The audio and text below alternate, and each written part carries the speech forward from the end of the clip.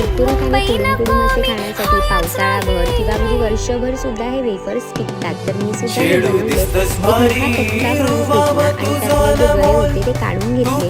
गऱ्याच्या आतली बी असते ती सुद्धा काढून घ्यायची आणि गऱ्यांना उभं चिरून घ्यायचं। अगदी फ्राईज असतात ना, अगदी तसंच गऱ्यांना चिरून घ्यायचं। त्यानंतर तळताना त्याच्यामध्ये मी 1 चमचाभर हळद आणि 1 चमचाभर मीठ घेतलं आणि त्यामध्ये पाणी घातलं आणि हे पाणी तळताना त्याच्यामध्ये घालायचं, म्हणजे मस्त अशी चव सुद्धा येते, रंग सुद्धा येतो आणि कुरकुरीत सुद्धा होतात। तर मी कापलेले गरे जे होते ते तेलामध्ये सोडले आणि सुरुवातीचे 3-4 मिनिटं तळले आणि त्यानंतर त्याच्यामध्ये मी मीठ आणि हळदीचं पाणी घातलं। इथे हळद नाही वापरली तरी सुद्धा चालते, पण सुंदर असा रंग येतो म्हणून मी इथे मीठ आणि हळदीचं पाणी घातलं आणि छान मीडियम फ्लेमवरती कुरकुरीत होईपर्यंत हे वेफर्स तळून घेतले। डिटेल रेसिपी यूट्यूब चॅनलवरती अपलोड केलेलीच आहे आणि फॉलो